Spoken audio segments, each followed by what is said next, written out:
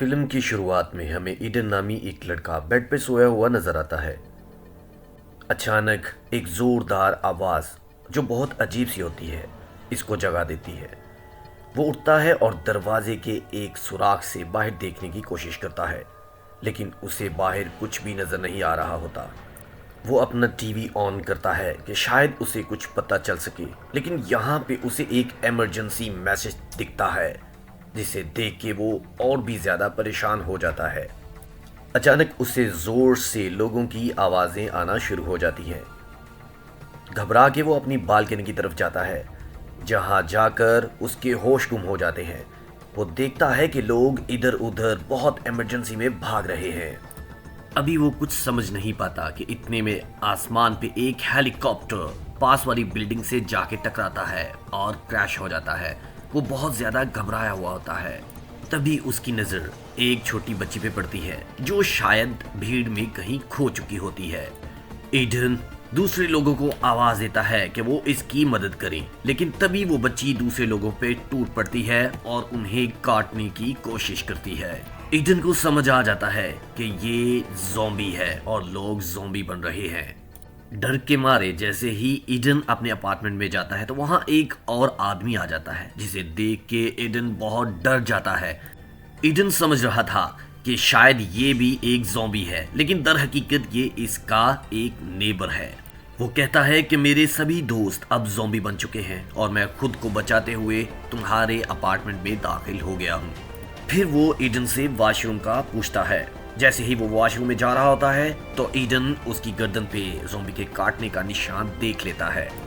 ये समझते ही ईडन अपनी हिफाजत के लिए एक चाकू उठा लेता है। ईडन के हाथ में चाकू देख के उसका पड़ोसी समझ जाता है कि अब वो इसे ज़ॉम्बी समझ के मारने वाला है, लेकिन वो उसके सामने गिड़गिड़ाता है और कहता है कि वो उसे छोड़ दे क्योंकि वो एक ज़ॉम्बी नहीं है। इतने में इसकी आंखें बदलना शुरू हो जाती हैं और ईडन उसे अपने घर से निकलने के लिए कहता है और जान से मारने की धमकी देता है, जिसके बाद उसका पड़ोसी बाहर निकल जाता है। ईडन जब देखता है तो बाहर ज़ॉम्बी उसके दोस्त को खा रहे होते हैं, जिसे देख के इसके पांव तले जमीन निकल जाती है और वो डर के मारे दरवाजे को लॉक कर देता है। टीवी के सिग्नल वापस आ चुके होते हैं और न्यूज़ में इस वायरस के बारे में डिटेल्स मुहैया की जा रही होती हैं, जहां पे इसे पता चलता है कि ये वायरस पूरे शहर में फैल चुका है। और रिपोर्टर कहती है जो कोई भी इस वायरस से अभी तक बचा हुआ है उसे चाहिए कि वो अपने घर पे ही रहे। तभी ईडन अपनी फैमिली को कॉल करता है, लेकिन सारी लाइनें बिजी मिलती हैं। उसे अपना मोबाइल दिखता है। जब चेक करता है तो उसकी फैमिली के मैसेजेस होते हैं, जहां पे उसको बताया जाता है कि ये ज़ॉम्बी वायरस पूरे शहर में फैल चुका है और घर पे ही रहो और हमें तुम पर पहुंचने में देर लगेगी। ईडन बालकनी में बैठ के उनका इंतजार कर रहा होता है। बाहर खिड़की में हमें दिखता है कि पूरा शहर बर्बाद हो चुका है। ईडन सोच में पड़ जाता है कि अब वो अकेला इस माहौल में जिंदा कैसे रहेगा। तभी वो अपने अपार्टमेंट में हर जगह छोटे छोटे मोटिवेशनल नोट्स बना के लगाना शुरू कर देता है ताकि उसको हिम्मत मिलती रहे। तभी वो मिरर पर डे 1 लिख देता है, क्योंकि वो समझ जाता है कि अब हालात ठीक होने में टाइम लगेगा। वो अपने अपार्टमेंट में थोड़ी चीज़ें जमा करके अपने लिए एक सेफ्टी बैरियर खड़ा कर देता है। देखते ही देखते पूरा वीक गुजर जाता है। रात में बैठ के वो अपने लिए लैपटॉप पे एक खुद की वीडियो रिकॉर्ड करता है और अपने मौजूदा हालात का तज़किरा करता है और बार बार अपने पेरेंट्स को कॉल करने के लिए ट्राई भी करता रहता है। अब तन्हाई इसको काटने लगती है, लेकिन मुश्किल तब बढ़ती है जब उसे पता चलता है कि उसके नल में पानी नहीं आ रहा। फिर वो और भी ज्यादा परेशान हो जाता है। अब उसके पास खाने की भी कमी होने लगी थी और वो थोड़ा थोड़ा खाना इस्तेमाल कर रहा था। ईडन पूरे शहर में अकेला था, जहां हर तरफ ज़ॉम्बी थे। बाहर के हालात से बेखबर वो लैपटॉप इस्तेमाल कर रहा होता है कि उसे बाहर से कोई आहट सुनाई देती है। तभी हम देखते हैं कि छत से बने हुए एक रास्ते से एक इन्फेक्टेड लड़की उसके घर में घुस जाती है। ईडन अपनी सेफ्टी का बंदोबस्त कर चुका होता है। वो छुप जाता है और तभी वो लड़की इधर उधर देख रही होती है। मौका पाते ही ईडन उसके सर पे जोर से डंडा मार के उसे उसी जगह पे मार देता है। तभी ईडन उस रास्ते को भी बंद कर देता है ताकि अब दोबारा कोई ज़ॉम्बी इस रास्ते यहाँ तक ना पहुँच सके। जैसे तैसे दिन गुजर रहे होते हैं और ईडन अपने आप को जिंदा रखने की कोशिश में लगा होता है। एक दिन जब वो दोबारा लैपटॉप यूज कर रहा होता है तो तभी उसके मोबाइल की घंटी बजती है। वो लपक के उठाता है तो पता चलता है कि उसकी माँ का एक वॉइस मेल आया हुआ है, जिसमें वो बताती है कि वो शहर के काफी पास आ चुके हैं और कुछ ही घंटों में उस तक पहुंच जाएंगे। लेकिन वॉइस मेल के अंदर तभी ईडन को सुनाई देता है कुछ इन्फेक्टेड लोग उसके माँ बाप पर हमला कर देते हैं और उनकी चीखों से ईडन के कान फट जाते हैं। ईडन अपने जज्बात पे काबू नहीं रख पाता और रोने लगता है, क्योंकि अब उसके पास जीने के लिए कोई वजह बाकी नहीं थी। अब वो बाहर निकलने के लिए बेताब होता है। जैसे वो बाहर पहुंचता है तो हर जगह पे उसे ज़ॉम्बी दिखाई देते हैं। यहाँ पर उसे उसका पड़ोसी नजर आता है जो कि बहुत ज्यादा जख्मी होता है। इसी वजह से वो उस पर हमला नहीं कर पा रहा होता। ईडन बाहर निकलने के लिए बेताब होता है। वो हर जगह दिखता है लेकिन उसे हर जगह ज़ॉम्बी दिखाई पड़ते हैं। तभी समझ जाता है ईडन कि अब निकलने का कोई रास्ता नहीं। जब वो वापस मुड़ने लगता है तो तभी सब ज़ॉम्बीज उस पे अटैक कर देते हैं। बहुत मुश्किल से ईडन अपने अपार्टमेंट में दाखिल होने में कामयाब हो जाता है और फ्रिज को दरवाजे के सामने रख देता है। कई हफ्तों से ईडन खुद अकेला इस घर में फंसा रहता है और अकेले होने की वजह से वो तंग आ चुका होता है। इन हालात में ईडन जीने की उम्मीद खो देता है। तभी हम देखते हैं कि बाहर पूरे शहर की बिजली जा चुकी होती है। ईडन आगे के हालात को लेके बहुत ज़्यादा संजीदा और दुखी हो जाता है। खाने पीने को कुछ नहीं और कोई साथी भी नहीं। तभी हम देखते हैं कि ईडन दोबारा से अपना लैपटॉप उठाता है और उसमें एक वीडियो रिकॉर्ड करने लगता है। वो बताता है कि आज वायरस फैले को 44 डेज हो चुके हैं। वो बताता है कि जिंदा रहने के लिए मैंने सब कुछ कर लिया। मैंने 2 दिन से ना खाना खाया है और ना पानी पिया है। वो कहता है कि अब मेरे लिए बेहतर है कि मैं अपनी जान दे दूं। तभी वो इस भूख और प्यास से तंग आकर अपनी जान देने की कोशिश करता है। जैसे ही वो खुद को लटकाने वाला होता है तो सामने खिड़की में उसे एक लड़की नजर आती है। इतने दिनों बाद किसी को देख के ईडन के मन में हलचल होती है और वो खुश हो जाता है। लेकिन तभी उसका पाँव स्लिप होता है और किस्मत से रस्सी टूटने की वजह से वो बच जाता है। ईडन खिड़की के पास जाके उस लड़की को घूरता है।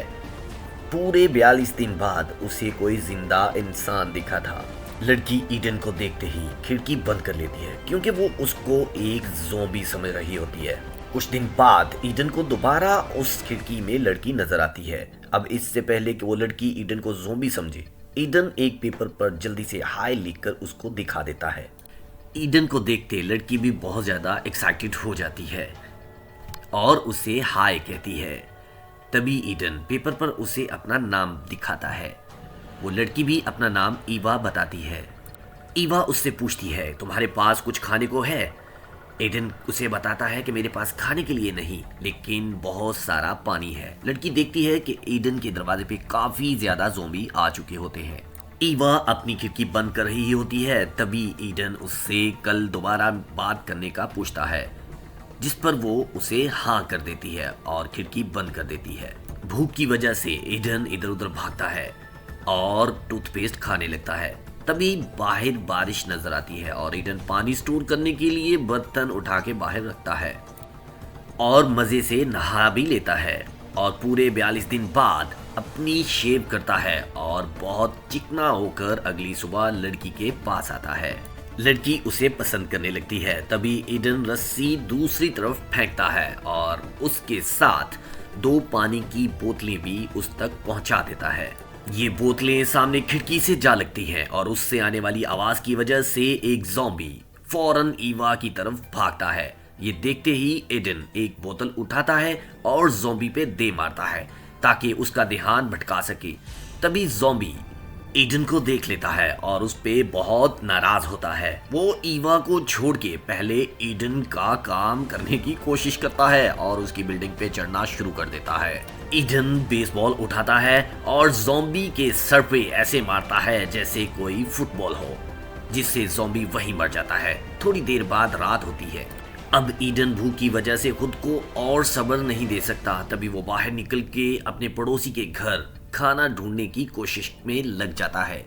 लेकिन जैसे ही वो बाहर निकलता है देखता है कि उसका पड़ोसी वहां मरा हुआ है।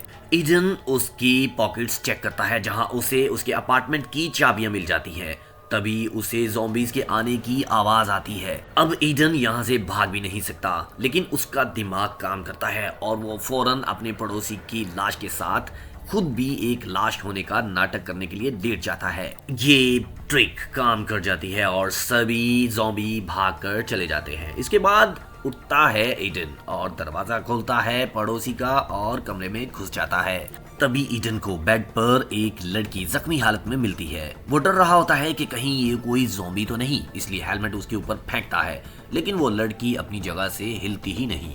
तभी वो समझता है कि ये मर चुकी है और फिर फौरन किचन की तरफ जाता है जहां उसे खाने पीने के लिए कुछ चीजें मिल भी जाती हैं। वो उसे उठाता है और घर की तलाशी लेने पे उसे काफी ज्यादा जरूरत का सामान भी मिलता है।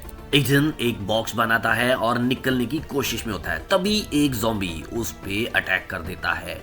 ईडन उससे लड़ के टेबल लैंप के साथ उस पे हमला करता है, लेकिन इससे ज़ॉम्बी को कुछ खास फर्क नहीं पड़ता। तभी इसके हाथ एक आइस एक्स लगती है जिससे मार के वो ज़ॉम्बी का काम वहीं पे तमाम कर देता है।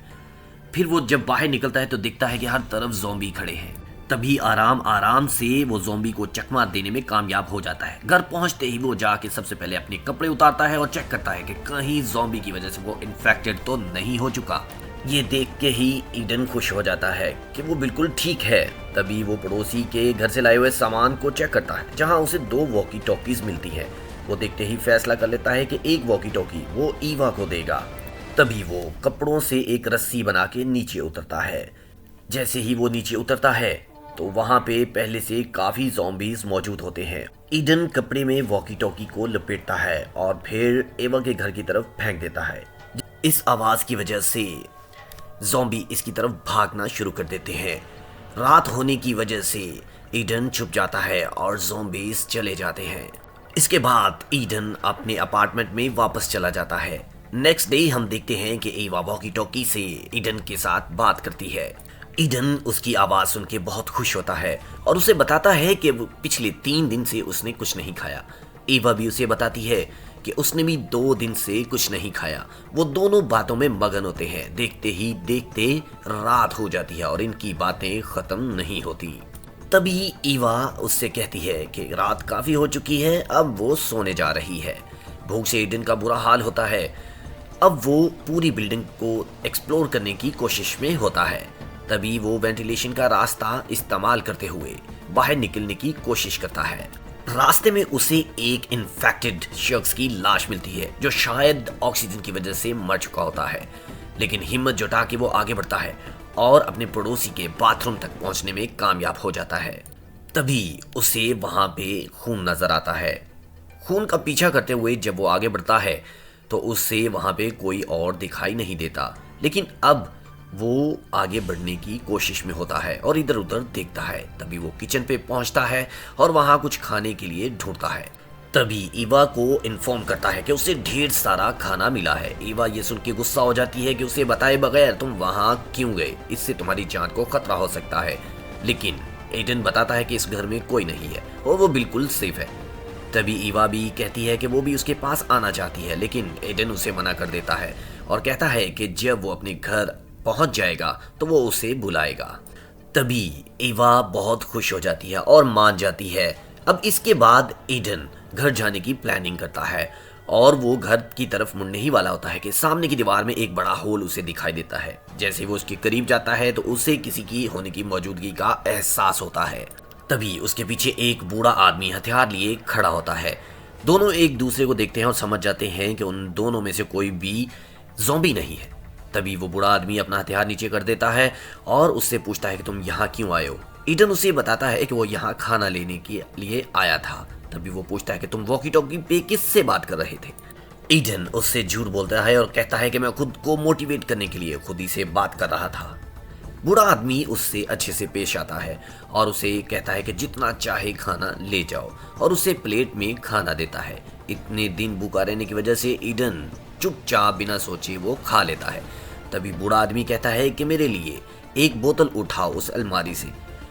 ईडन बगैर सोचे समझे अलमारी की तरफ बढ़ता है और जैसे ही वो बोतल उठाने की कोशिश में होता है, वो बूढ़ा आदमी उस पर हमला करके उसके बेहोश कर देता है।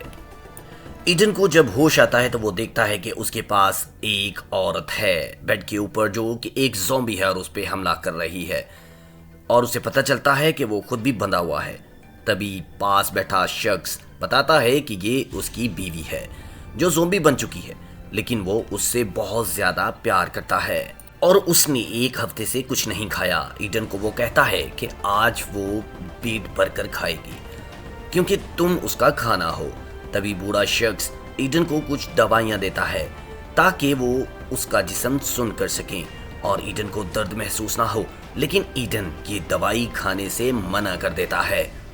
ईडन इस शख्स को समझाता है कि तुम्हारी बीवी इस तरह से जिंदा नहीं हो सकती और उसे मार देना चाहिए ताकि वो इस अजियत वाली जिंदगी से आज़ाद हो चुके। लेकिन ये बूढ़ा शख्स एक मेंटल पेशेंट होता है। ये इस बात पर एग्री नहीं और उसे कहता है कि चुपचाप दवाई खा लो, वरना तुम्हें बेहोश करने के और भी काफ़ी तरीके हैं मेरे पास। बूढ़ा आदमी गुस्से में उठता है और उससे बेहोश करने के लिए कोई चीज़ लेने के लिए कमरे से बाहर निकलता है। जैसे वो कमरे से बाहर निकलता है तो ईडन समझ जाता है यही वो मौका है, अभी नहीं तो कभी नहीं। पूरे जोर से वो जब रस्सी को तोड़ता है उसके बाद दरवाजे के पीछे छुप जाता है। तभी बूढ़ा शख्स आता है जिस ईडन उस पे हमला करके उसको उसी की बीवी के सामने फेंक देता है और उसकी बीवी उसे मजे से खाना शुरू कर देती है। इन दोनों को कमरे में बंद करके ईडन अब अपने घर की वापसी की राह देखता है। तभी वॉकी टॉकी पे ईवा उसको बताती है कि उसके अपार्टमेंट में इन्फेक्टेड लोग आ चुके हैं। अब ईडन ईवा को बचाने की ठान लेता है और उसके अपार्टमेंट की तरफ भागना शुरू कर देता है। ईडन अपनी बालकनी से देखता है कि ईवा फंस चुकी है और अब उसको बचाने के लिए वो कपड़ों के साथ एक रस्सी बनाना शुरू कर देता है और उसके साथ जैसे ही वो नीचे उतरने की कोशिश करता है, जल्दबाजी में वो नीचे गिर जाता है और तभी एक ज़ॉम्बी उसकी तरफ भागता हुआ आ जाता है। ईडन को वहां एक शॉटगन मिलती है जिसे उठा के वो सीधा उस पर फायर कर देता है। इसकी आवाज़ से सभी ज़ॉम्बीज उसकी तरफ भागना शुरू कर देते हैं और बिल्डिंग से छलांगे लगाना शुरू कर देते हैं। ये देखते ही ईडन ईवा की अपार्टमेंट की तरफ भागता है जहां ईवा भी उसे बचाने के लिए एक रस्सी नीचे फेंकती है। ईडन इस रस्सी के साथ ऊपर चढ़ रहा होता है, तभी पीछे से एक इन्फेक्टेड उस रस्सी को पकड़ लेता है और ऊपर चढ़ने की कोशिश करता है। ईडन समझदारी का मुजाहिरा करते हुए एक अपार्टमेंट में दाखिल हो जाता है और तभी रस्सी को नीचे से काटता है। इतनी ऊंचाई से गिरने के बाद ये इन्फेक्टेड वहीं पे मर जाता है। तभी ईवा भी वहां से उतर जाती है और इसके पास पहुंच जाती है। तभी ईडन इसे बताता है कि अगर वो यहाँ रुके तो ज्यादा देर तक जिंदा नहीं रह पाएंगे और बाहर निकलने के लिए अब वो ज़ॉम्बीज का सामना करने के लिए भी तैयार होते हैं। दरवाजा खोलते ही ये दोनों उसके पीछे छुप जाते हैं ताकि इन्फेक्टेड लोग बिना देखे आगे बढ़ सकें और ऐसा ही होता है। तभी मौका देखते ही वो दोनों बाहर निकल जाते हैं और यहाँ ईडन दरवाजे का लॉक भी तोड़ देता है ताकि अंदर फंसे ज़ॉम्बी बाहर ना निकल सकें। अब यहाँ से तो ये बच जाते हैं, लेकिन जैसे ही आगे बढ़ते हैं तो एक ज़ॉम्बी इस पर अटैक कर देता है और इसे पकड़ लेता है। तभी काफी लड़ाई के बाद ये दोनों सीढ़ियों से नीचे गिरते हैं जहां ईवा इस मौके से फायदा उठाते हुए इस ज़ॉम्बी का काम तमाम कर देती है और दोनों फिर से भागना शुरू कर देते हैं। बहुत ज़्यादा इन्फेक्टेड लोगों को मारते हुए आगे बढ़ते हैं और अपने अपार्टमेंट के पास पहुंचने ही वाले होते हैं। तभी एक बहुत ताकतवर ज़ॉम्बी इनकी तरफ बढ़ता है। ईडन बिना सोचे ईवा को अंदर दाखिल करता है और खुद इससे भिड़ना शुरू कर देता है। तभी कुछ देर बाद ईडन घबराया हुआ अंदर दाखिल होता है और फ्रिज को दरवाजे के सामने लगा देता है। तभी ईडन ईवा को खुद से दूर कर देता है और उसे कहता है कि वो उससे पीछे रहे, वो इन्फेक्टेड हो चुका है और कभी भी तुम पर अटैक कर सकता है, इसलिए तुम मुझे मार दो ताकि मैं तुम्हें कोई नुकसान ना पहुंचा सकूं। लेकिन ईवा ऐसा करने से मना कर देती है। तभी ईडन खुद की जान लेने पे तुल जाता है और बालकनी से नीचे कूदने का फैसला करता है और ईवा से कहता है कि बालकनी के रास्ते तुम उसके पड़ोसी के घर चली जाना, वहां पे बहुत ज्यादा खाना तुम्हें पहले से ही मौजूद मिलेगा। तभी ईडन कूदने से पहले अपनी शर्ट उतारता है और कूदने ही वाला होता है। तब इसकी नजर पड़ती है और इसके जिस्म पे किसी किस्म का कोई निशान नहीं होता, यानी इसको ज़ॉम्बी ने काटा ही नहीं था। ये देखते ही दोनों की खुशी दोबाला हो जाती है और दोनों एक दूसरे से गले मिलते हैं और बहुत ज़्यादा खुश हो जाते हैं और दोनों एक साथ रहने का फैसला करते हैं जब तक कि ये ज़ॉम्बी वायरस मुकम्मल ख़त्म नहीं हो जाता। तभी हमें टीवी पे दिखाई देता है कि रिपोर्टर बता रही होती है कि गवर्नमेंट के पास इस बीमारी का इलाज आ चुका है और अब सब लोग जल्द ही ठीक हो जाएंगे। अगर आपको ये मूवी पसंद आई है तो चैनल को सब्सक्राइब करें और कमेंट में बताएं।